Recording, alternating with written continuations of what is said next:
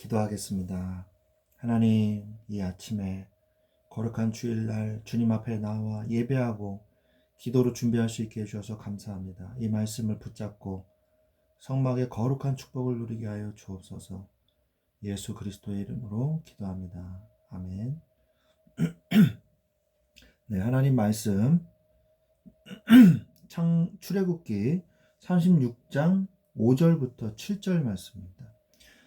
출애굽기 36장 5절부터 7절 말씀을 봉독해 드리겠습니다. 모세에게 말하여 이르되 백성이 너무 많이 가져오므로 여호와께서 명령하신 일에 쓰기에 남음이 있나이다. 모세가 명령을 내리매 그들이 진중에 공포하여 이르되 남녀를 막론하고 성소에 드릴 예물을 다시 만들지 말라 하매 백성이 가져오기를 그치니 있는 재료가 모든 일을 하기에 넉넉하여 남음이 있었더라. 아멘. 네, 우리 출애굽기 36장에 보면은 이스라엘 민족이 성막을 만드는 데 필요한 이 청색, 자색, 홍색 실로 만든 모든 그런 재료들을 1차적으로 가공을 해서 가져와야 되거든요. 그런데 그 재료들이 너무 많은 거예요. 예물들이 성막을 만드는데 필요한 모든 재료가 예물로 드린 재료가 너무 많은 거예요. 그러니까 오히려 이 성막을 만드는 일꾼들이요, 오히려 방해가 되는 거예요. 아침마다 막 계속 가져오니까 이것을 처리를 하기가 뭐 재고를 쌓아두고 먼저 그래야 될 거 아닙니까? 근데 이거를 하느라고 오히려 성막 만드는 일에 방해가 되는 거예요. 그래서 모세에게 일을 멈추고 모세에게 보고를 합니다. 그러자 이제 모세가 공포를 하죠. 진중에 공포하여 이르되, 그래서 더 이상 예물을 가져오지 마라 라고 말을 하는 것입니다. 왜 이들이 넘치도록 이렇게 가져올까요? 그리고 우리가 왜 이런 축복을 누려야 될까요? 우리가 생각을 해봐야 됩니다. 한 가지만 붙잡으면 돼요. 이들은 성막의 필요성을 절실히 느꼈다는 거예요. 이스라엘 민족이 성막의 필요성 너무 절실하게 느꼈다는 겁니다. 이들이 모세가 처음에 시내산에 올라갔을 때 40일 동안 있을 때에 타락을 해서 하나님을 떠나고 죄를 저지르고, 그리고 그것을 통해서 3천 명이 도륙을 당하고, 같은 민족끼리, 그리고 남아있는 자들은 하나님 앞에 버림을 받았거든요. 그리고 너희들끼리 올라가라 그랬는데 그것을 모세의 중보 기도를 통해서 겨우 회복했단 말이에요. 그래서 살 길이 열렸단 말이죠.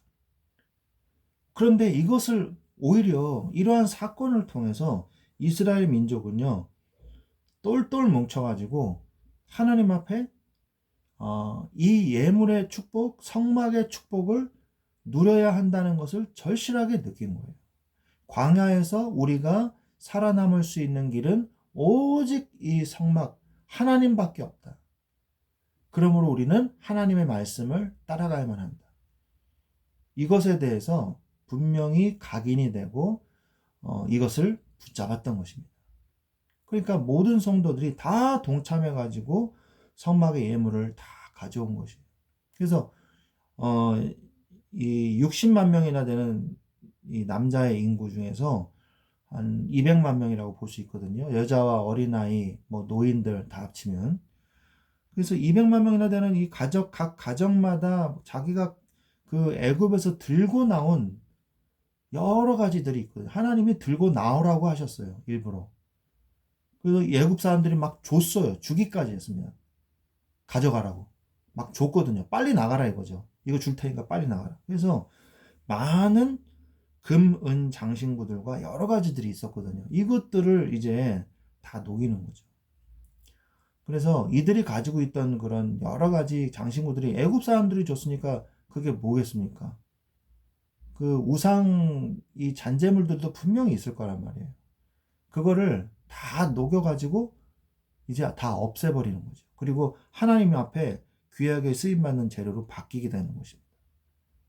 우리는 이런 축복들을 보면서 이제 성막을 만든 일에 그 그 설계 도면대로 8절부터 34절까지 설계 도면대로 그대로 이제 실행이 되는 것을 우리가 볼 수가 있는 것입니다. 출애굽기도 이렇게 나눠지거든요. 처음에는 뭐예요? 출애굽의 모든 역사들, 그것들이 기록되면서 언약이 각인되어지고, 그 다음에 뭡니까? 하나님의 이 율법을 주시면서 모든 설계 도면을 다 주시고, 그에 따른 모든 법들을 다 주신단 말이에요. 민법, 산법, 형법에 관련된 모든 법을 다 주세요. 가나안 땅에 살 때 필요한 것을 미리 다 주세요. 그래서 완전 정립시킵니다. 거기다가 이제 뭐예요? 너무 불신앙에 찌들어 있는 자들, 우상숭배에 찌들어 있었던 히브리인들이 있을 거란 말이에요. 이 사람들도 이제 정리가 되는 거죠.